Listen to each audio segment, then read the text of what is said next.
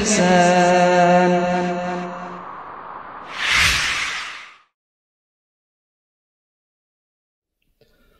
Assalamualaikum warahmatullahi wabarakatuh. A'udzu billahi minasy syaithanir rajim. Bismillahirrahmanirrahim. Alhamdulillahi hamdan katsiran tayyiban mubarakan fihi kama yuhibbu rabbuna wa yarda. Asyhadu an la ilaha illallah wahdahu la syarika lah wa asyhadu anna Muhammadan abduhu wa rasuluh. Allahumma salli wa sallim wa barik ala abdika wa rasulika wa habibika wa mustafaka Muhammad sallallahu alaihi wa ala alihi wa ashabihi wa man istanna bi sunnatihi wa ihtada bi hadihi ila yaumiddin. ما بعد اللهم علمنا ما ينفعنا وانفعنا بما علمتنا وزدنا علما اللهم إنا نسألك علما نافعا ونعوذ بك من علم لا ينفع اللهم آت نفوسنا تقواها وزكها أنت خير من زكاها أنت وليها ومولاها اللهم إنا نعوذ بك من منكرات الأخلاق والأعمال والأهواء والأدواء ثم أما بعد Hadirat, para ummahat yang dimuliakan Allah subhanahu wa ta'ala dan para pemirsa di mana saja Anda berada rahimakumullah. Alhamdulillah, di hari yang mulia ini, hari Senin, di waktu yang agung ini, waktu duha, di majlis yang mulia ini, majlis ilmu, di tempat yang suci ini, di rumah Allah subhanahu wa ta'ala, kembali kita dikumpulkan oleh Allah subhanahu wa ta'ala di dalam majlis untuk bersama-sama mendekatkan diri kepada Allah subhanahu wa ta'ala melalui talabul ilm, belajar lagi, belajar dan terus belajar, mengkaji ayat-ayat Allah subhanahu wa ta'ala, mempelajari hadis-hadis Rasulullah sallallahu alaihi wa ala alihi wasallam dengan pemahaman yang lurus, yaitu pemahaman generasi terbaik umat ini, para sahabat Rasulullah sallallahu alaihi wasallam. Semoga Allah subhanahu wa ta'ala memudahkan kita untuk menjadi hamba yang bersyukur kepada Allah dengan sebenar-benarnya rasa syukur. Salawat serta salam semoga tersampaikan kepada Nabi Muhammad sallallahu alaihi wa ala alihi wasallam, pada keluarga beliau, pada para sahabat beliau, kepada seluruh umat beliau yang istiqamah di atas tuntunan sunnah dan ajaran beliau hingga akhir zaman nanti. Hadirat yang dimuliakan oleh Allah subhanahu wa ta'ala, melanjutkan kembali kebersamaan kita untuk mendulang pelajaran dan mutiara hikmah dari perjalanan hidup Nabi Yusuf alaihi salam. Satu surat penuh yang mengisahkan tentang salah seorang di antara nabi-nabi mulia yang Allah subhanahu wa ta'ala utus ke tengah-tengah manusia. Beliau adalah Nabi Yusuf alaihi salam. Dan sebagaimana telah disampaikan sebelumnya, bahwa kisah para nabi dan rasul berbeda dengan kisah manusia biasa pada umumnya. Kisah-kisah nabi dan rasul diturunkan oleh Allah subhanahu wa ta'ala melalui wahyu kepada Nabi Muhammad sallallahu alaihi wasallam, sehingga kisah para nabi yang ada dalam Al-Quran, yang ada dalam hadis sahih, bukan sekedar dongeng, bukan sekedar kisah-kisah fiktif, akan tetapi sungguh kejadian nyata yang dikisahkan kembali oleh Allah Subhanahu wa taala di dalam ayat-ayat Al-Qur'an agar kita sebagai umat Nabi Muhammad sallallahu alaihi wasallam dapat mempelajarinya dan dapat mendulang hikmah-hikmah agung di dalamnya. Begitu banyak ayat-ayat Al-Qur'an yang mengisahkan tentang para nabi dan rasul, kaum salih terdahulu, dan juga kisah-kisah orang-orang atau hamba-hamba yang durhaka kepada Allah Subhanahu wa taala. Semua dikisahkan agar dapat diambil pelajaran berharga darinya. Allah Subhanahu wa taala menyatakan, A'udzu billahi minasyaitonir rajim, laqad kana fi qasasihim ibrah liulil albab. Sungguh telah ada pada kisah mereka ibrah, pelajaran liulil albab, bagi hamba-hamba yang cerdas, yang mau berpikir.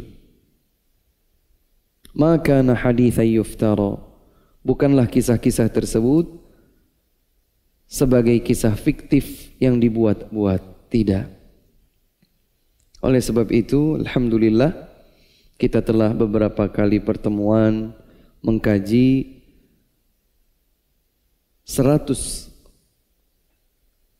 faidah, ya, 100 hikmah yang bisa kita dulang dari kisah Nabi Yusuf alaihi salam di dalam surat Yusuf. Dan pada pertemuan sebelumnya kita telah terhenti pada ayat ke-57. Ya, kita sudah selesai pada ayat ke-57, yaitu dikeluarkannya Nabi Yusuf alaihi salam dari penjara setelah berjasa membantu Raja Mesir waktu itu untuk menabirkan mimpi beliau, ya, terkait dengan 7 tahun musim paceklik yang harus dilewati bersama-sama seluruh penduduk Mesir, yang kemudian ada 7 tahun berikutnya, 7 tahun sebelumnya sebagai tahun-tahun banyaknya panen, ya, panen raya. Kemudian pada akhirnya Nabi Yusuf alaihi salam dikeluarkan dari penjara dan dijadikan sebagai bendahara kerajaan Mesir, sebagai bendahara kerajaan Mesir. Jadi bukan bendahara majelis taklim, ya, bukan bendahara masjid, ini bendahara sebuah kerajaan. Bendahara sebuah kerajaan. Bahkan disebutkan oleh Raja Mesir waktu itu, innaka al-yawma ladaina makinun amin.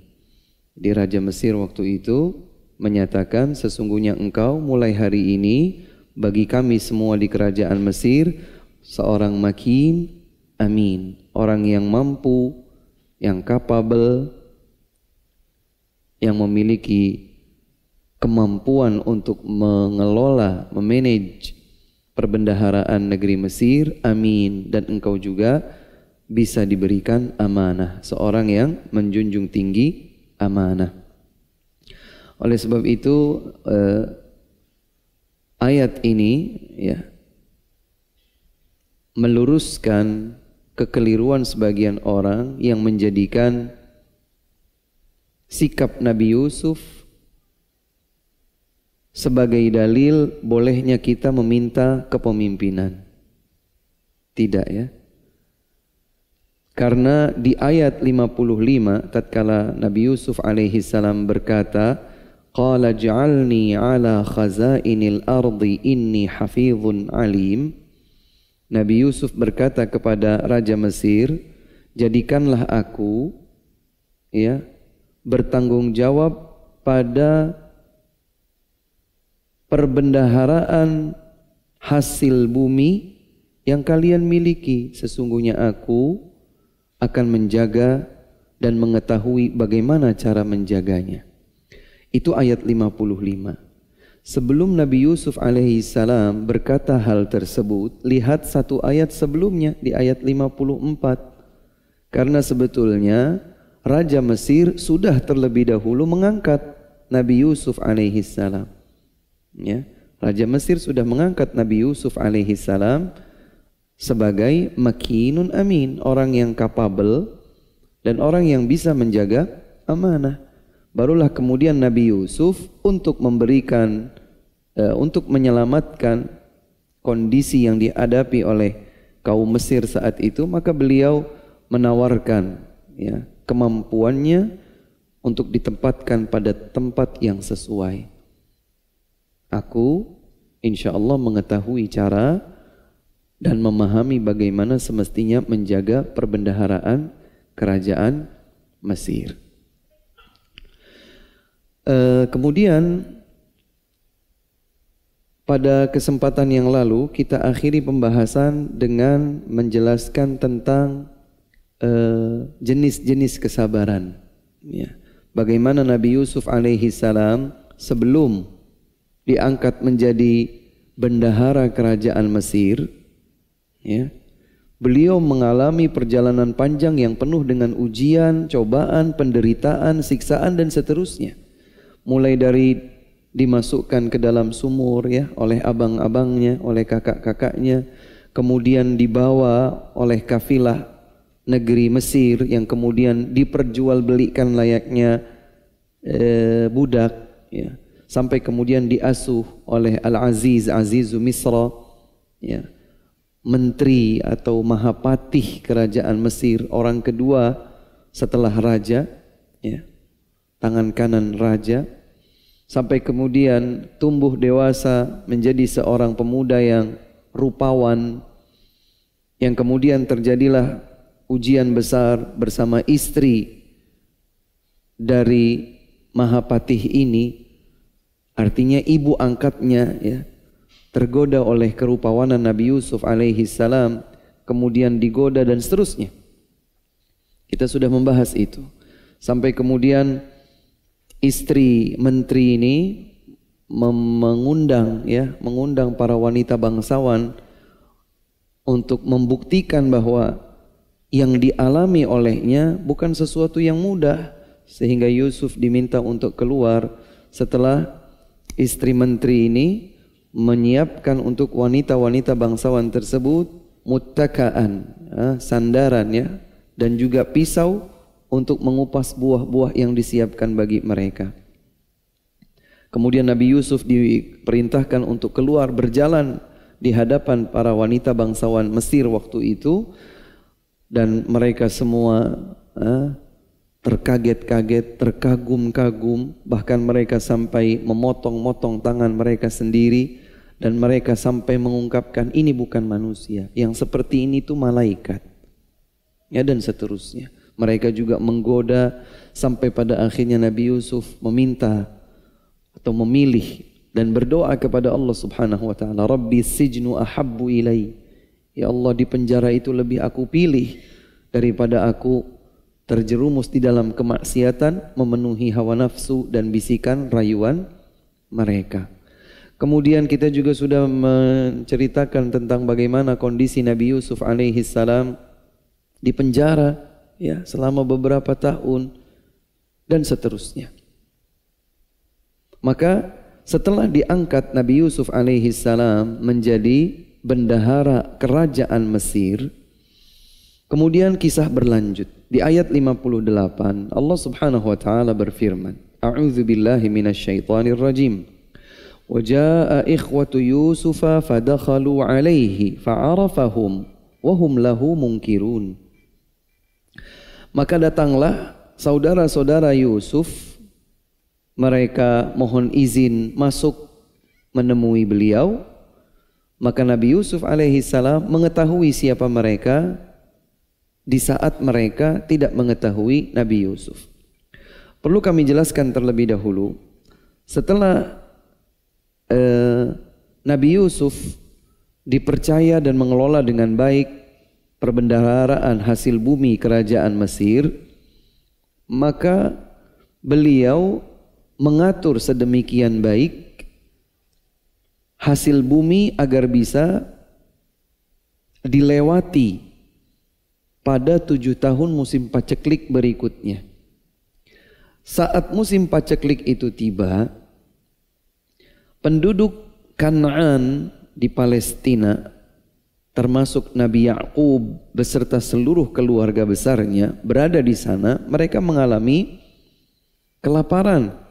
Sehingga mereka pun melakukan perjalanan dari Kanaan, dari Palestina menuju Mesir untuk mendapatkan kemurahan hati Raja Mesir melalui bendahara Raja Mesir yaitu Yusuf alaihissalam. Mereka belum tahu waktu itu bahwa saudari kecil mereka Yusuf yang lebih kurang 21 tahun itu terpisah, pada akhirnya akan menjadi bendahara kerajaan Mesir. Maka mereka datang menemui Nabi Yusuf alaihissalam. Dan sebagian orang bertanya, Ustadz, apakah Raja Mesir waktu itu adalah Fir'aun sebagaimana yang ada di zaman Nabi Musa alaihissalam? Jawabannya bukan, berbeda. Setiap raja yang berasal dari kaum atau suku asli negeri Mesir bernama Qibti atau kita biasa menyebutnya Gipsi, ya, itu adalah suku asli negeri Mesir.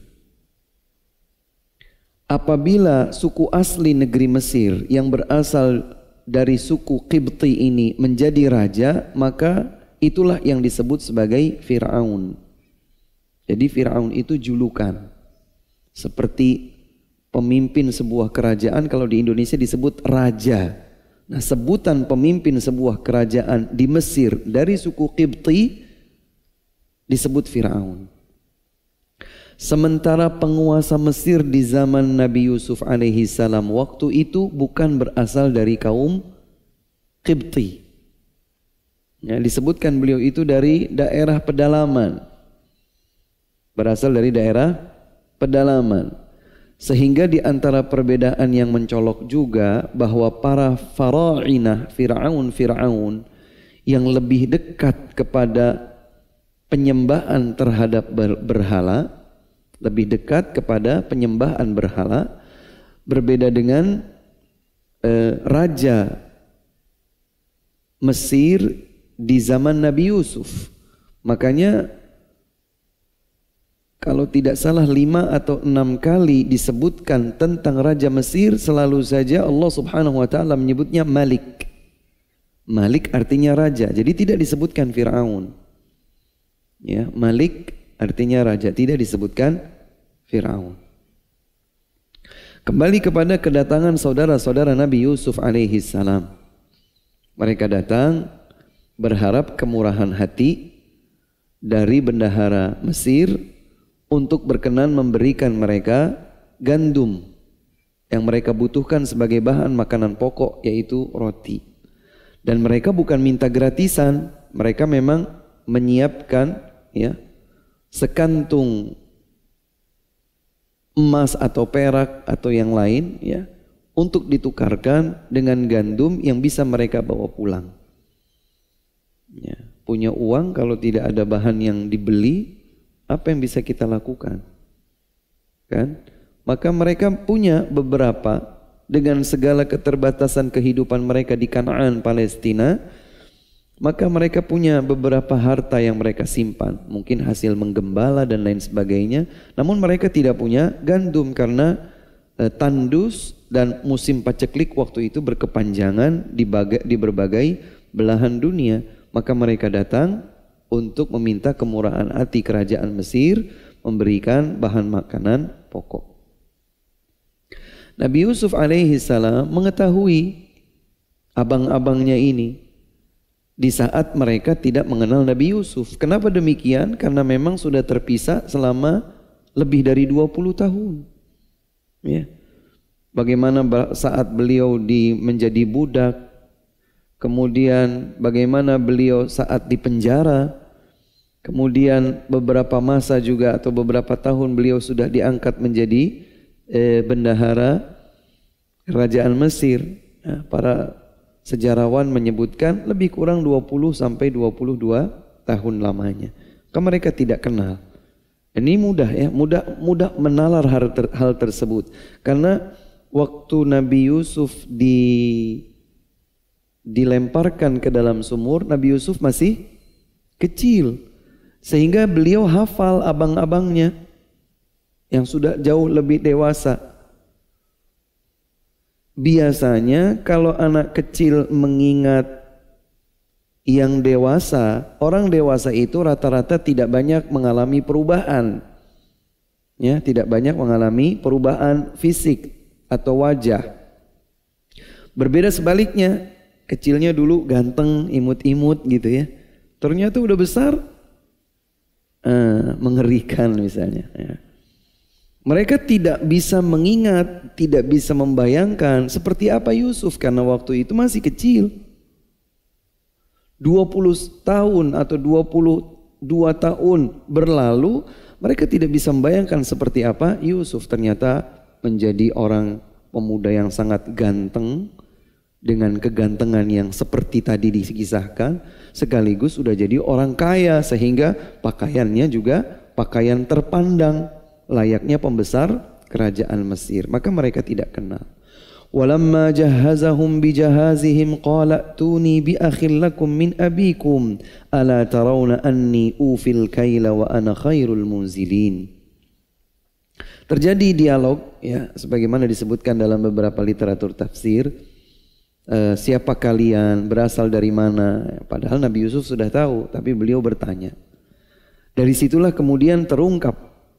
Ya, Nabi Yusuf sudah tahu, tapi beliau ingin mengungkap di hadapan mereka sendiri. Ternyata mereka bercerita ada satu yang gak ikut. Ada 12 anak laki-laki Nabi Ya'qub alaihi salam, salah satunya adalah Yusuf dan 11 yang lain. Nah, Nabi Yusuf alaihi salam sekandung, seayah dan seibu dengan Benyamin yang merupakan anak kecil, Bunyamin. Ya, yang lebih kecil, adik Nabi Yusuf alaihi salam.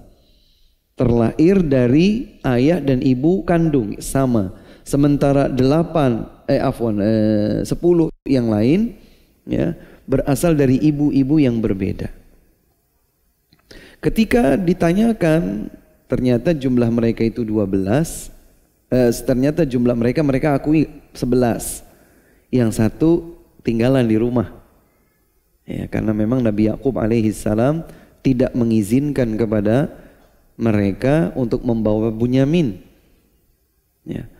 Maka Nabi Yusuf alaihi salam karena tahu ini adalah abang-abangnya, beliau ingin mengungkap kebenaran itu secara bertahap pelan-pelan.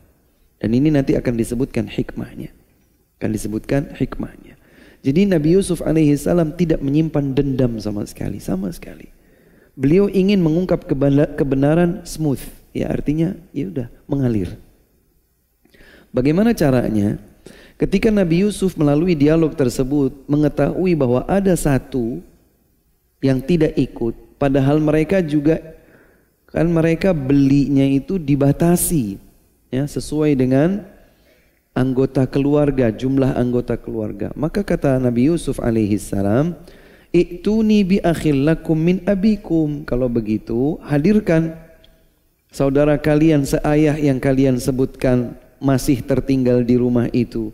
Ala tarawna anni ufil kail. Bukankah aku memenuhi permintaan kalian ini? Wa ana khairul munzilin. Dan aku menyambut kalian dengan baik. Kata para ulama, ayat ini, ayat ke 59 menunjukkan yang pertama kepandaian Nabi Yusuf alaihi salam untuk mengatur. Biasanya kalau orang itu dikagetkan oleh sesuatu cenderung panik dan reaktif. Ya. Tapi tidak demikian dengan Nabi Yusuf. Diberikan oleh Allah Subhanahu wa taala hilm, tenang dan bersikap lembut. Maka Nabi Yusuf alaihi salam ingin mengundang saudara kandungnya, adik kandungnya yaitu Bunyamin dengan cara yang smooth, dengan cara yang baik. Maka beliau menyampaikan, ya, bukan di dalam rangka menyombongkan, tetapi ingin menegaskan kepada mereka, coba datangkan adik kalian seayah. Ya. Bukankah kalian telah melihat bahwa aku tetap memberikan timbangan atau takaran dengan baik, dan aku telah menjamu kalian, menyambut kalian layaknya seorang tamu, layaknya para tamu juga dengan baik. Nah, kemudian ayat ini juga menunjukkan bahwa Nabi Yusuf alaihi salam memuliakan tamu, ikramud dhaif, memuliakan tamu. Dan ini adalah sifat para nabi dan rasul. Bagi kita umat Nabi Muhammad SAW, kita juga dituntun untuk memuliakan tamu.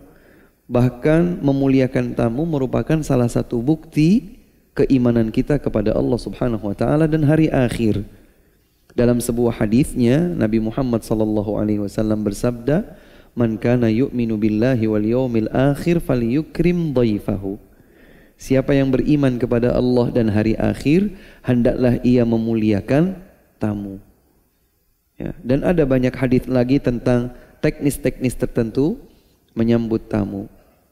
Ya, seperti misalnya hadis Nabi SAW bahwa 3 hari kedatangan tamu di rumah kita itu adalah haknya. Di hari keempat dan berikutnya adalah hadiah untuk mereka. Artinya kita punya kewajiban menjamu tamu di rumah kita sampai 3 hari. Ya, sampai 3 hari. Maka jangan keberatan. Ya, kalau memang Allah Subhanahu wa taala berikan kita kemudahan, sambut tamu kita. Sekalipun dia akan singgah menginap di rumah kita. Karena ini adalah salah satu di antara kemuliaan tuntunan Islam.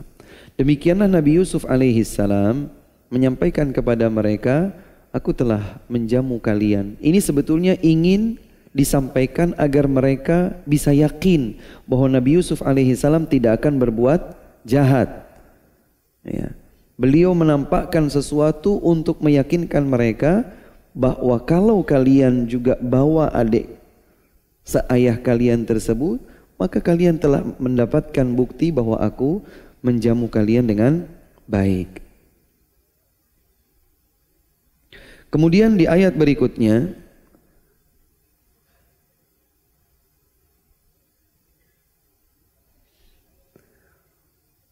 Allah Subhanahu wa taala mengisahkan bahwa Nabi Yusuf berkata, "Fa illam ta'tuni bihi fala kaila lakum 'indi wa la taqrabun." Kalau kalian tidak hadirkan adik sekandung kalian atau seayah kalian itu, maka aku tidak akan lagi memberikan takaran gandum untuk kalian. Dan jangan pula kalian menjumpaiku, jangan kalian mendekatiku. Artinya Nabi Yusuf seakan-akan menjadikan kehadiran saudara seayah mereka, yang berarti saudara kandung beliau sendiri, menjadikan kehadirannya sebagai syarat. Kalau gandumnya sudah habis, kalian masih butuh lagi, jangan datang ke sini kalau kalian nggak lengkap. Karena kalian tidak bawa lengkap saja, aku penuhi. Jatah adik kalian itu aku penuhi, diberikan, tidak dikurangi. Maka syaratku hanyalah bawa beliau kembali, bawa beliau datang bersama dengan kalian saat kalian membutuhkan kembali gandum-gandum tersebut. Para ulama juga menjelaskan kalau ini disebut sebagai hilah. Hilah itu bahasa Arab, bahasa Indonesia mungkin tipu muslihat gitu ya, hilah. Tapi sebetulnya bukan hilah, tapi strategi. Nabi Yusuf alaihi salam menggunakan strategi ini untuk berkumpul kembali dengan seluruh saudara, baik kandung ataupun saudara seayahnya. Kata-kata strategi ini penting untuk kita perhatikan, terutama sekali ketika kita ingin mendamaikan pihak-pihak yang sedang bertikai. Ya. Nabi Muhammad SAW mengecualikan bohong. Hukum asalnya berbohong itu tidak boleh, tetapi dikecualikan bohong yang boleh. Yang pertama adalah pada saat berperang. Yang kedua adalah bohongnya pasangan suami istri kepada pasangannya, kepada masing-masing pasangannya. Tapi ingat catatannya, bukan bohong yang menzalimi hak pasangan. Ya, sebagian orang pahamnya tidak sempurna, keliru pahamnya. Mereka pikir pokoknya suami bohong ke istri atau sebaliknya semua boleh. Enggak boleh. Yang dibenarkan tidak termasuk dosa dusta antara pasangan suami istri adalah dengan catatan atau dengan syarat tidak menzalimi hak pasangan. Yang kedua, dusta tersebut dilakukan sesama pasangan suami istri untuk melestarikan, menjaga keutuhan, keharmonisan hubungan mereka sebagai suami istri. Karenanya seringkali di antara para ulama menukilkan kisah Ummu Sulaim. Mungkin ummahat, ibu-ibu mengetahui kisah Ummu Sulaim bersama suaminya. Ketika si suami meninggalkan rumah untuk mencari nafkah bagi Ummu Sulaim dan putranya, beliau berangkat dalam keadaan putranya sakit. Sampai kemudian meninggal dunia tanpa kehadiran si ayah. Maka Ummu Sulaim radhiyallahu anha berkata waktu itu, hanya aku ya yang akan memberitahukan kepada suamiku. Jangan seorang pun di antara kalian wahai para kerabatku memberitahukan informasi wafatnya putra kami ini kecuali aku. Aku saja yang menyampaikan kepada suamiku. Ternyata Ummu Sulaim saat suaminya datang, kemana Sulaim? Sulaim sudah beristirahat dengan baik. Kemudian Ummu Sulaim sudah berdandan, ya, menyiapkan makan malam bagi suaminya, berdandan untuk menyambut suaminya. Kemudian mereka melakukan hubungan suami istri. Selepas itu kemudian Ummu Sulaim bertanya, wahai suamiku, apa pendapat engkau kalau ada tetangga yang pernah pinjam barang dari tetangganya, kemudian si pemilik barang itu membutuhkan, ternyata yang pinjam ini nggak mau mengembalikan. Bagaimana menurut engkau kalau seperti itu? Oh, nggak baik. Kalau ada yang pinjam barang, si pemilik barang butuh mau diambil, kok ditolak, maka itu tidak benar. Barulah kemudian Ummu Sulaim berkata, sesungguhnya putra kita itu titipan Allah Subhanahu wa taala. Ya. Maka Allah Subhanahu wa taala telah mengambilnya kembali. Suami Ummu Sulaim ini sempat kecewa. Sampai kemudian beliau mendatangi di keesokan harinya mendatangi Rasulullah sallallahu alaihi wasallam. Dan ternyata Rasulullah sallallahu alaihi wasallam tidak menyalahkan perbuatan Ummu Sulaim. Para ulama menyebutkan kisah Ummu Sulaim ini sebagai contoh bolehnya pasangan suami istri menyembunyikan sesuatu tapi bukan dalam rangka menzalimi hak pasangan. Justru ingin menjaga keutuhan, keharmonisan hubungan di antara mereka berdua. Adapun contoh ringan yang bukan sebuah kenyataan adalah mungkin yang seringkali disebutkan oleh para ulama ketika seorang suami mendapatkan masakan istrinya kurang pas di lidahnya, barangkali kurang pas di seleranya, maka ketika istrinya tanya, kenapa, gimana mas masakanku? Wah, Masya Allah masakannya enak banget gitu ya. Padahal dia berbohong. Ya, entah keasinan, entah keaseman ya, atau yang lain, pahit misalnya, atau kemanisan dan seterusnya. Ya, atau terlalu pedas padahal dia tidak suka pedas, atau kurang pedas padahal dia senangnya pedas, atau apalah yang tidak sesuai dengan seleranya. Maka si suami menutupi pada saat menjawab pertanyaan ditutupi. Nanti beberapa waktu kemudian, sayangku besok lagi tambahkan cabenya. Tapi tidak saat momen itu. Momen itu dia bilang, wah enak pol enaknya. Kalau nilai tertinggi 100, nilaimu 110 misalnya begitu. Dia menggombal gitu ya kalau kata kita sekarang. Menggombal, tapi menggombal yang tidak sampai menzalimi hak istrinya.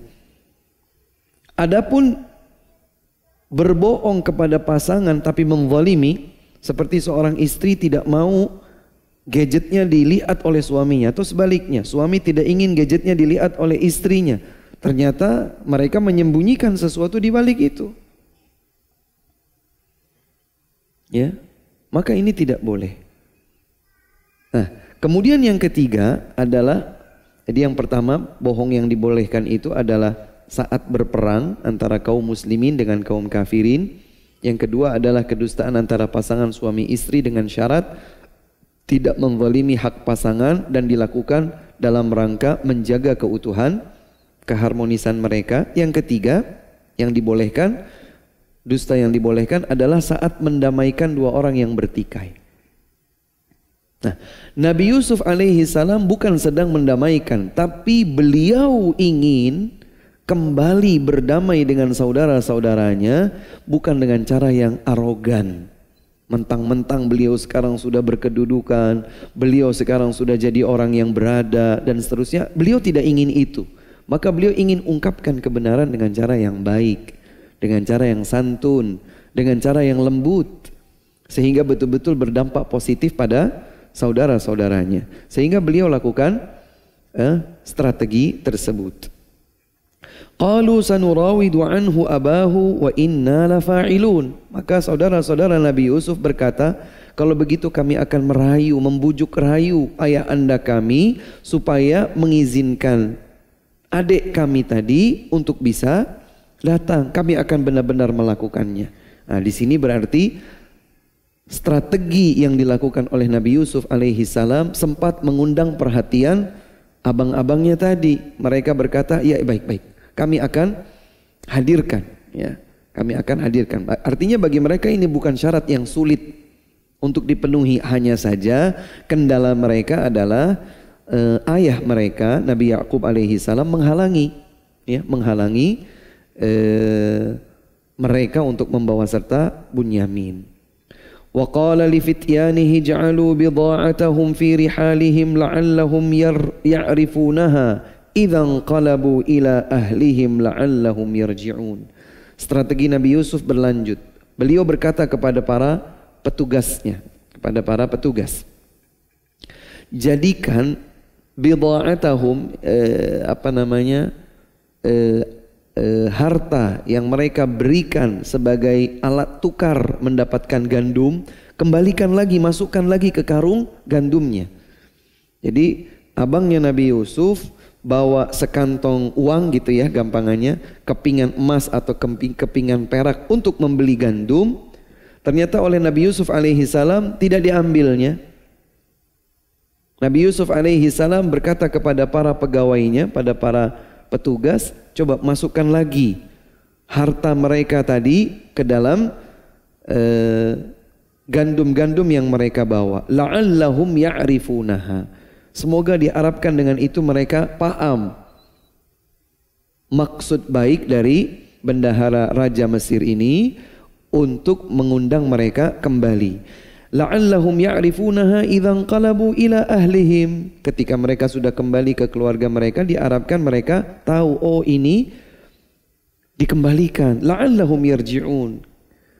Diharapkan mereka bisa kembali. Artinya strategi yang cukup matang dari Nabi Yusuf alaihi salam. Kemudian di ayat berikutnya, ayat 63, falamma raja'u ila abihim qalu ya abana muni'a minnal kailu fa arsil ma'ana akhana naktal wa inna lahu lahafizun.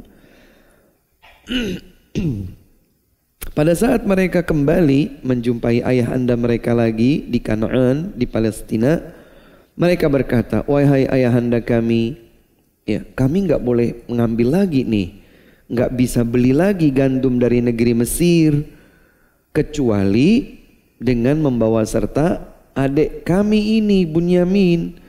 Fa'arsil ma'ana, biarkan beliau itu ikut bersama kami.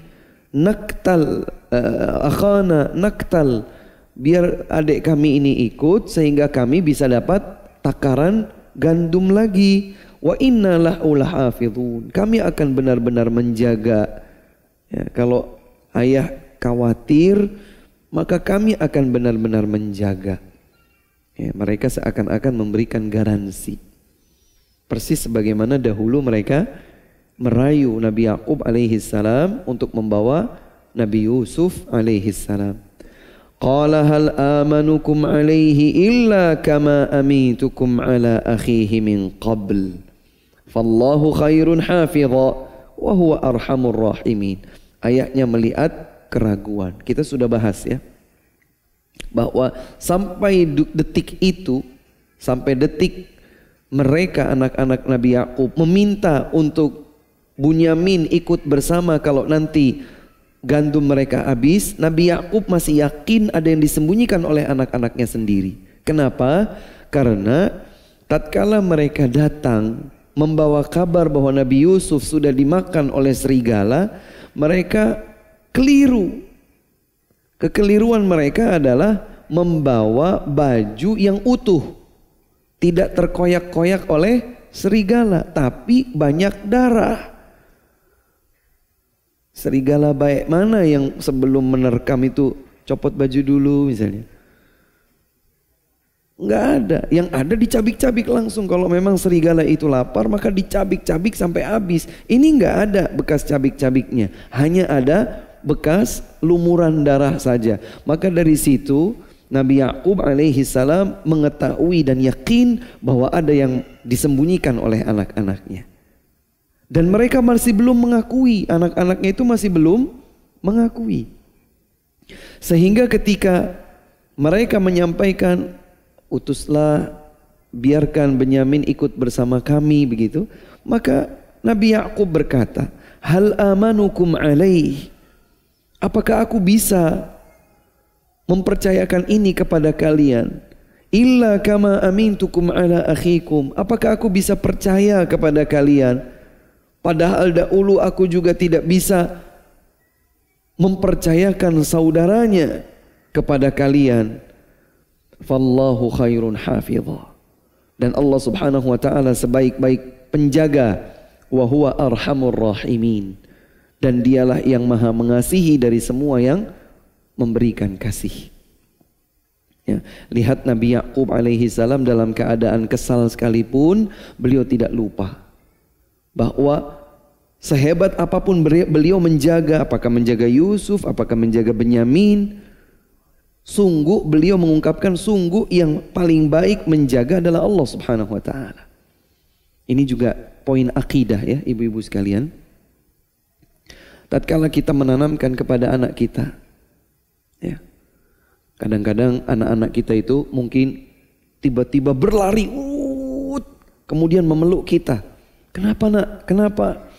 Entah karena rasa takut, entah kaget karena suara, entah melihat orang yang tidak dikenalnya dan orang itu memberikan kesan negatif atau yang lain. Nah, dalam keadaan seperti itu manfaatkan momen untuk menanamkan sebuah akidah. Kenapa nak? Takut ibu misalnya. Ada ini, ada itu, ada suara ini, ada suara itu. Oh, berdoalah nak. Allah subhanahu wa ta'ala sebaik-baik yang menjaga kita. Sekarang ada ibu, kamu mungkin merasa lebih tenang ketika bersama ibu. Tapi mungkin suatu saat nanti kamu tidak bersama ibu. Maka yang paling baik menjaga kita adalah Allah subhanahu wa ta'ala dimanapun, kapanpun dan dalam keadaan apapun. Mintalah perlindungan kepada Allah subhanahu wa ta'ala. Dialah sebaik-baik penjaga dan pelindung kita. Dan dialah yang paling mengasihi dari semua yang memiliki kasih. Wallahu khairun hafidha wa huwa arhamur rahimin. Kemudian selanjutnya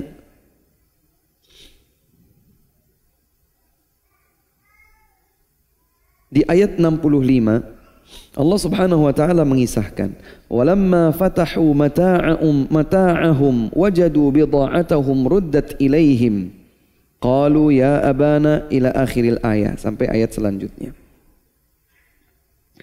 Tatkala mereka membuka gandum-gandum, karung-karung gandum yang mereka bawa dari negeri Mesir, mereka dapatkan ternyata kepingan harta yang mereka berikan balik lagi. Di situ mereka baru sadar bahwa uang mereka ya harga tukar yang mereka berikan ternyata kembali lagi, ruddat ilaihim, telah dikembalikan kepada mereka. Qalu, mereka berkata kepada Yakub, ingin meyakinkan lagi, ya abana, wahai ayah kami, mana bagi hadhihi bidha'atuna ruddat ilaina. Oh, apalagi kita ini Masya Allah, ini harta kita dikembalikan lagi. Artinya gandum kita dapatkan, uangnya utuh, nilai tukarnya utuh. Ruddat ilaina, dikembalikan. Wa namiru ahlana wa nahfadhu akhana. Maka kalau seandainya gandum-gandum gini habis, kita tentu butuh untuk memberikan gandum yang lain kepada keluarga, dan kami akan insya Allah menjaga saudara kami. Wa nazdadu kaila ba'ir, maka kita juga akan dapat tambahan. Ya. Kalau mereka datang 10 dikasih timbangan buat 10. Kalau mereka datang membawa 11, maka kita akan mendapatkan tambahan. Dzalika kailu yasir. Ya. Kalau hanya segini kurang. Artinya anak-anak Nabi Yusuf alaihi salam ingin merayu sekaligus meyakinkan Nabi Yakub, ayah anda mereka, untuk memperkenankan mereka membawa serta Benyamin di kesempatan selanjutnya. Qala, kemudian Nabi Yakub berkata, lan ursilahu ma'akum hatta tu'tuni mawthiqan minallah la ta'tiyanni bihi illa an yuhata bikum falamma atawhu mawthiqahum qala Allahu ala ma naqulu wakil. Kata Nabi Yakub alaihi salam, aku tidak akan izinkan kalian membawa Bunyamin bersama kalian sampai kalian memberikan kepadaku janji mawthiq. Ya, subhanallah, ini karena Nabi Yakub alaihi salam sampai saat itu memandang bahwa ada yang disembunyikan dalam dusta anak-anak beliau, beliau masih belum bisa menghilangkan traumatik yang dahulu terjadi. Karena belum terjawab itu. Ya. Teka-teki dimakan serigala, kok bajunya enggak hancur koyak-koyak itu, sobek-sobek, belum terjawab. Ya. Mungkin beliau juga ingin tahu serigala baik mana yang seperti itu kan. Beliau yakin ini enggak benar ini. Maka beliau tidak bisa memberikan kepercayaan penuh kepada anak-anaknya. Ketika mereka merayu, Nabi Yakub alaihi salam melihat bahwa alasan yang mereka ajukan sebetulnya logik dan realistik gitu ya. Realistis ya, memang kalau tambah satu lagi yang ikut maka akan ditambah juga timbangan gandumnya. Dan ini buat kemaslahatan keluarga besar dan keturunan Nabi Yakub alaihi salam. Hatta tu'tuni mawthiqa, berikan dulu janji kuat, mawthiq, perjanjian ya. Minallah, dari Allah subhanahu wa ta'ala, la ta'tiyannihi bihi, kalian akan membawa pulang. Illa an yuhata bikum, kecuali kalau memang kalian sudah dikepung atau ditawan. Subhanallah. Jadi dalam keadaan beliau ingin memegang kepercayaan dari putra-putra yang pernah mengecewakan beliau, beliau tetap menyatakan illa an yuhata bikum, kecuali kalau kalian dikepung atau ditawan. Artinya sehebat apapun kita itu merencanakan, Allah subhanahu wa ta'ala berkehendak lain, maka yang pasti terjadi adalah kehendak Allah subhanahu wa ta'ala. Kalau kalian tidak mampu, ya mau bilang apa lagi, subhanallah. Ini sesuatu yang juga berkaitan dengan tawakal ya. Sebagian orang itu ada yang mohon maaf terlalu percaya diri 100%. Tidak menyisakan di dalam hatinya, ini kalau terjadi sesuatu di luar rencana, maka Allah subhanahu wa ta'ala yang maha berkehendak, maha memutuskan apapun yang Allah inginkan. Jadi meskipun Nabi Yakub minta perjanjian dari Allah, artinya betul-betul mungkin hitam di atas putih, janji kalau begini begitu maka semoga Allah begini begitu. Tapi tetap saja Nabi Yakub alaihi salam mengajarkan kepada putra-putranya ruang yang tidak ada dalam jangkauan manusia. Iman kepada Allah Subhanahu wa taala bahwa Allah Subhanahu wa taala jika berkehendak mewujudkan sesuatu tidak sebagaimana yang kita rencanakan atau kita jalankan, maka yang menang pastilah kehendak Allah Subhanahu wa taala. Illa an yuhata bikum, kecuali kalau kalian dikepung atau ditawan. Falamma atauhu mawthiqahum qala Allahu ala ma naqulu wakil. Ketika mereka putra-putra Nabi Yakub alaihi salam menyetujui janji tersebut, maka Nabi Yakub berkata, Allahu ala ma naqulu wakil. Maka Allah Subhanahu wa taala yang menjadi penjaga, yang menjadi tempat bersandar terhadap semua yang kita katakan. Jadi anak-anaknya betul-betul diminta janji sumpah kuat, ya. Betul-betul sumpah kuat. Dan subhanallah, bertawakal kepada Allah Subhanahu wa taala itu bagus untuk disebutkan. Bukan untuk membuka ruang pengkhianatan, bukan, tapi untuk membuka ruang di dalam diri saya dan orang yang sedang berjanji, bersepakat sesuatu bersama saya, kita berikan ruang tawakal kepada Allah Subhanahu wa taala. Janji itu tidak bisa berbuat apa-apa kalau seandainya Allah berkehendak lain di luar janji yang telah disepakati. Si A dan si B bersepakat sesuatu. Apakah segala yang disepakati pastilah itu yang terjadi, atau mungkin ada sesuatu yang ditetapkan oleh Allah di luar kesepakatan tersebut? Mungkin terjadi.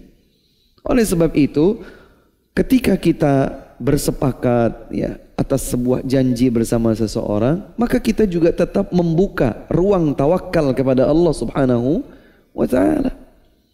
Ya, misalnya bersepakat ini pemodal, ini pengusaha. Usahanya adalah nanam bawang merah. Nanti begini, begitu, maka sampaikan di dalam perjanjian tersebut, kecuali kalau nanti misalnya hujan deras dan sampai banjir, ya. Artinya disepakati. Ini di dalam rangka menanamkan tawakal kepada masing-masing di antara yang bersepakat. Makanya Nabi Yakub alaihi salam berkata, Allahu ala ma naqulu wakil. Allah Subhanahu wa taala tempat kita bergantung dari semua yang kita telah sepakati. Ini bersama putra beliau. Wa qala ya bunayya, dan seterusnya. Nabi Yakub alaihi salam berkata, wahai anak-anakku, nanti kalau kalian bawa serta Bunyamin, kalian jangan masuk wilayah Mesir dari satu pintu gerbang. Wadkhulu min abwabin mutafarriqah. Masuklah dari pintu-pintu yang berbeda-beda. Jadi 11 orang, jangan sampai rundung-rundung begitu ya, istilahnya bergerombol jalan. Jangan. Ini juga titipan strategi dari Nabi Yakub alaihi salam untuk meminimalisir kemungkinan tidak kembalinya putranya Benyamin. Nanti masuknya jangan dari satu pintu gerbang ya nak, dari beberapa pintu gerbang. Wa ma ughni ankum minallahi min syai'. Tapi tentu saja Allah Subhanahu wa taala tempat bergantung. Aku tidak bisa mengatakan bahwa yang demikian ini pasti akan menghasilkan hasil yang diinginkan. Wa ma ughni ankum minallahi min syai'. Aku tetap membutuhkan kalian bersamaku. Inil hukmu illa lillah. Ya. Sesungguhnya hukum itu hanyalah milik Allah Subhanahu wa taala. Alaihi tawakkaltu. Aku bertawakal kepada Allah. Artinya Nabi Yakub alaihi salam ingin menitipkan pesan-pesan ini yang dilakukan, tapi tentu saja semua kembali kepada Allah Subhanahu wa taala. Wa alaihi falyatawakkalul mutawakkilun. Maka hanya kepada Allah sajalah semua orang bertawakal.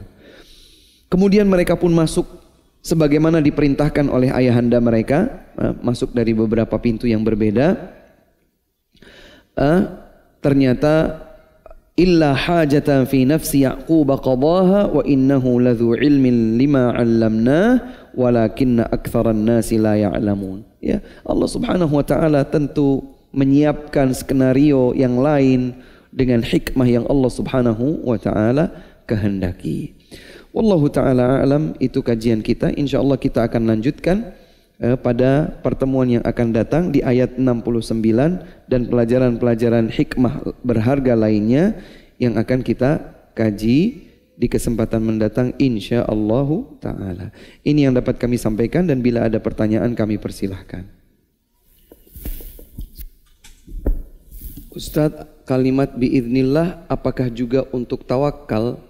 Biiznillah artinya adalah dengan seizin Allah.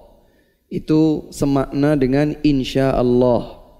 Semakna dengan insyaallah. Biiznillah dengan seizin Allah. Insyaallah jika Allah berkehendak. Nah, ungkapan ini diutarakan tahqiqan la ta'liqan. Bukan sekedar untuk membuka celah negatif, tetapi untuk mewujudkan. Tapi kalau seandainya Allah berkehendak lain, Allahu a'lam. Contohnya begini, nanti hadir ya. Ketika seseorang bilang insya Allah, maka mestinya maksudnya itu ada upaya insya Allah hadir. Kecuali kalau nanti ada kehendak Allah yang berbeda.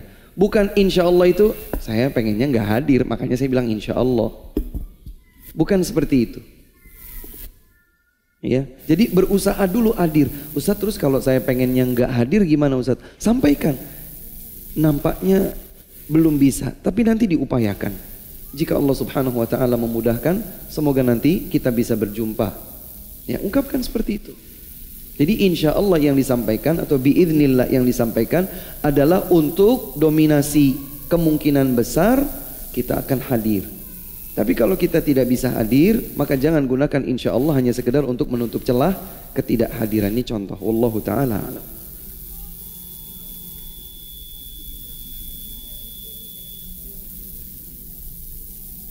Mau tanya tentang tawakal Ustadz. Bagaimana usaha dan bertawakal? Usaha itu bagian dari tawakal. Usaha adalah bagian dari tawakal. Karenanya Al-Imam Ibnul Qayyim dan para ulama yang lain menjelaskan bahwa tawakal itu memiliki dua unsur yang utama. Unsur pertama adalah berusaha. Dan usahanya usaha yang maksimal. Ada strategi-strategi khusus, ya, ada trik-trik sendiri dan seterusnya. Untuk menggapai tujuan. Dengan cara, dengan trik, dengan strategi yang dibenarkan, yang halal. Namun kemudian hasilnya diberikan, digantungkan kepada Allah Subhanahu wa taala, itulah tawakal. Jadi unsur pertamanya adalah usaha, unsur keduanya adalah meminta kepada Allah Subhanahu wa taala untuk diberikan yang terbaik. Jangan kemudian seseorang sudah berapa putranya misalnya, belum menikah.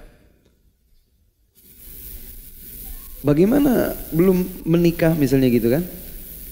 Tawakal ala Allah. Gimana tawakalnya kalau tidak ada usaha untuk menikah? Untuk mendapatkan anak keturunan kita harus menikah. Usaha untuk mendapatkan anak keturunan kita menikah. Tapi kita tidak bisa menjamin bahwa dengan menikah pasti dapat anak keturunan. Pasti kan nggak bisa. Maka tawakal kita kepada Allah Subhanahu wa taala untuk bisa mendapatkan anak keturunan, kita menikah dan seterusnya. Ingin bisa mendapatkan keuntungan dari sebuah perniagaan. Misalnya modal 100 juta, ingin usaha A. Maka diatur bagaimana caranya supaya 100 juta ini insya Allah berbuah hasil setelah bulan kesekian, selama sekian dan seterusnya dan seterusnya. Ini diatur strategi usahanya. Tapi apakah strategi yang kita lakukan ini pasti menjamin hasil sebagaimana kita inginkan? Tidak. Maka yang satu-satunya bisa menjadikan kita tenang adalah bertawakal, bergantung kepada Allah Subhanahu wa taala, berprasangka baik bahwa Allah memberikan yang terbaik bagi hambanya. Jadi usaha adalah bagian dari tawakal. Makanya Nabi juga bersabda, tadawaw ya ibadallah. Berobatlah wahai hamba-hamba Allah. Maka berobat tidak menutupi atau tidak menghalangi kita untuk bertawakal. Jadi bukan, udahlah saya mah gak berobat aja, ntar juga mati. Tawakal kita kepada Allah. Enggak begitu caranya. Iya Ustaz, tapi kalau berobat kan butuh uang. Tidak setiap obat itu harus dengan uang. Kalau kita misalnya tidak punya uang, tapi kita dituntut untuk berobat, maka bisa berobat dengan ruqyah. Bacakan ayat-ayat Allah Subhanahu wa taala, itu juga bagian dari berobat. Karena Allah Subhanahu wa taala menyebutkan bahwa ayat-ayat Al-Qur'an memiliki kandungan syifa, penyembuh. Kita ruqyah sakit kita kalau dalam keadaan tidak bisa berobat sebagaimana mestinya. Maka usaha adalah bagian dari tawakal yang sempurna. Makanya Nabi SAW, apa pernah Nabi SAW tinggal diam ketika mendengar serangan, rencana-rencana serangan musuh dari kota Mekah? Di tahun pertama, di tahun kedua di tahun ketiga perang Uhud, tahun kelima perang Khandaq dan seterusnya. Udah santai aja, kita bertawakal kepada Allah, Allah pasti bantu. Nggak mungkin. Ada usaha, maka beliau menyusun, mengumpulkan prajurit, menyusun strategi, menempatkan seseorang di sini, di situ, di sini, di situ. Nanti yang maju adalah fulan, pemegang benderanya adalah fulan, panglima perangnya adalah fulan. Itu semua adalah bagian dari usaha untuk meraih yang terbaik dalam bertawakal kepada Allah Subhanahu wa taala. Wallahu a'lam.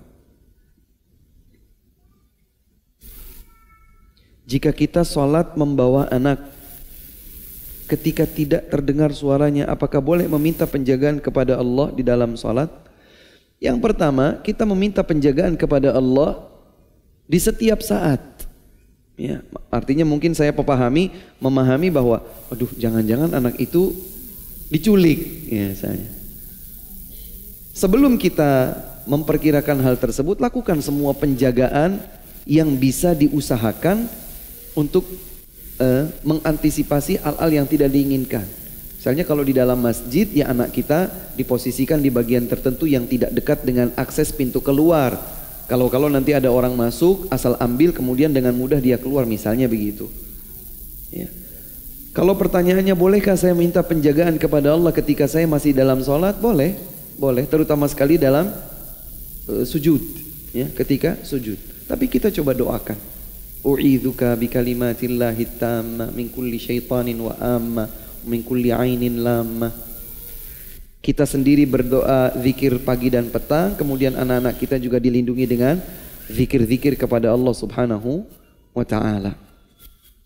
Yang unik, saya pernah melihat dulu waktu kami kuliah di kota Madinah, sebagian mahasiswa terutama dari Eropa itu mengikatkan sabuk pengaman yang terikat antara dirinya dengan anaknya sampai sejauh 5 meter kurang lebih.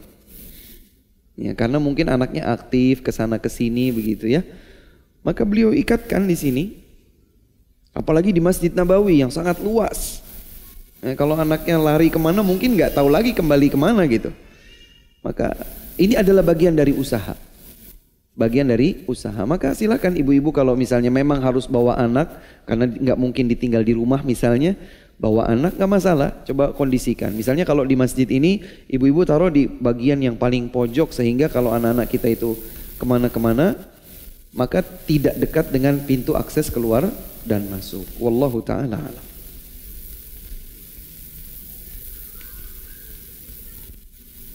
Saya masih bingung hikmah atau pelajaran di ayat 60 dan 68 tadi. Yang mana? Bagian yang mana?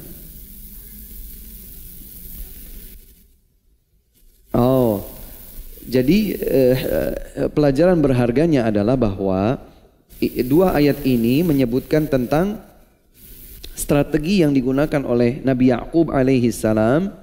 Beliau titipkan kepada anak-anaknya. Kenapa? Karena kalau datangnya itu bersamaan, tentu orang-orang Kanaan penampilannya tidak sama seperti orang Mesir. Nabi Ya'qub alaihissalam mengkhawatirkan kalau mereka itu bareng-bareng, maka menarik perhatian yang lain, terjadi sesuatu, anaknya Benyamin gak bisa dibawa pulang. Itu yang paling beliau khawatirkan. Maka beliau berharap anak-anaknya itu masuknya dari pintu-pintu yang berbeda, supaya tidak terlalu menarik perhatian.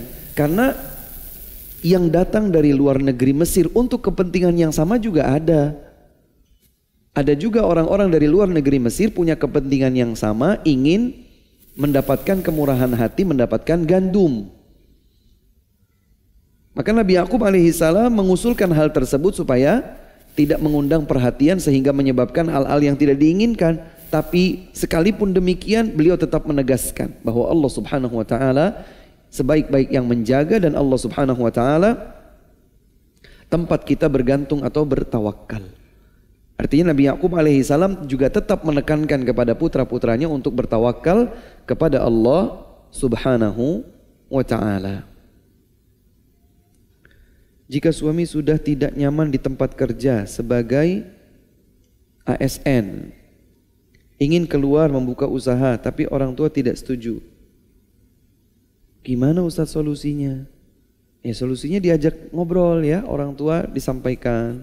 Ya ada hal-hal tertentu yang tidak memungkinkan dan seterusnya. Kalau kita sampaikan dengan baik, ya kalau sekali belum, 2 kali, 3 kali, kemudian kita istikharah kepada Allah Subhanahu wa taala, dan istikharah itu menguatkan kita memang untuk terus, maka insya Allah terus. Sekalipun orang tua belum berkenan pada awalnya, semoga dengan pendekatan kita, ya perhatian kita lebih kepada mereka, mencuri perhatian mereka, ya, menanamkan kepercayaan pada mereka bahwa menjadi ASN atau PNS itu bukan satu-satunya jaminan bahwa kita mendapatkan kecukupan untuk biaya hidup dan lain sebagainya, karena Allah Subhanahu wa taala memberikan rizki dari pintu-pintu yang begitu banyak.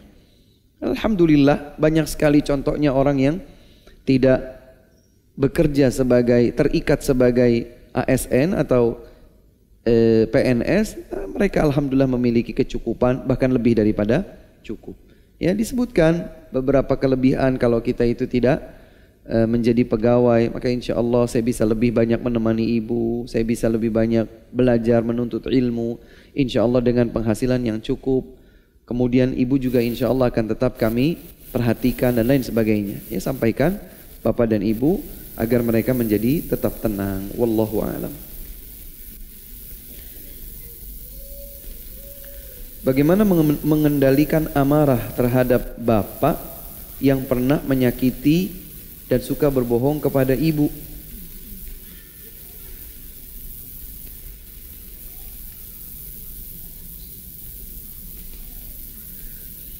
Yang pertama, berikan maaf ya. Memaafkan, apalagi kedua orang tua kita. Memaafkan adalah salah satu sifat penghuni surga. Allah berfirman dalam Surat Ali Imran ayat 134. Allah sebutkan sifat-sifat karakteristik penghuni surga. Yang pertama, alladzina yunfiquna fis sarra'i wad dharra, berinfak dalam kondisi lapang, dalam kondisi sempit. Wal kadhiminal ghaidh, menahan amarah. Wal 'afina 'anil nas, dan memaafkan manusia. Maafkan. Dan jadikan itu sebagai salah satu peluang dakwah kita kepada ayah. Ya, apalagi tadi sebutkan saat ini kembali karena sakit dan ditinggal oleh istri barunya. Jadikan kesempatan ini sebagai kesempatan untuk memberikan masukan kepada ayah. Sampaikan kepada beliau bahwa kita masih sayang. Ya, semoga ayah bisa membuka lembaran baru dan seterusnya. Lakukan pendekatan. Tanamkan kepercayaan agar beliau juga bisa memegang kepercayaan tersebut. Iya, ya trauma itu sangat wajar terjadi ya. Kalau seandainya kita trauma terhadap orang tua, menyakiti ayah kita, menyakiti ibu kita dan seterusnya, trauma itu sesuatu yang wajar. Ya, tapi jangan sampai trauma kita menjadikan kita durhaka kepada orang tua. Orang tua kita itu bukan hanya ibu, tapi juga ayah. Maka ayah dan ibu kita butuh memerlukan bakti kita, sekaligus kita berkewajiban untuk berbakti kepada mereka. Kalau kita ingin menuai pahala, bukan menuai dosa dari kejadian tersebut, maka jadikan ini sebagai kesempatan agar ayah kita kembali kepada kebaikan, kepada kebenaran, ya. Dan beliau menjadi ingat perbuatan buruknya, meminta maaf kepada ibu, membuka lembaran baru. Kita bisa berkesempatan untuk sedikit demi sedikit memperkenalkan tuntunan-tuntunan agama lebih daripada sebelumnya, dan begitu seterusnya. Wallahu ta'ala a'lam. Semoga menjadi ilmu yang bermanfaat bagi kita semua. Yang disampaikan apabila ada kebenaran, itulah yang datang dari Allah Subhanahu wa ta'ala. Dan apabila terdapat kekeliruan, itulah keterbatasan kami sebagai manusia. Semoga Allah Subhanahu wa taala mengampuni dosa-dosa kita semua. Semoga Allah Subhanahu wa taala senantiasa menyatukan hati kita di atas iman, menyatukan hati kita di atas cinta kepada Allah dan cinta dalam ketaatan kepadanya. Semoga Allah Subhanahu wa taala wafatkan kita dalam keadaan husnul khatimah dan mengumpulkan kita kembali di dalam surga yang tertinggi bersama Nabi Muhammad sallallahu alaihi wasallam. Allahumma amin. Wabillahi taufiq wal hidayah. Subhanakallahumma wa bihamdika asyhadu an la ilaha illa anta astaghfiruka wa atubu ilaik. Salam hormat untuk keluarga di rumah. Assalamualaikum warahmatullahi wabarakatuh.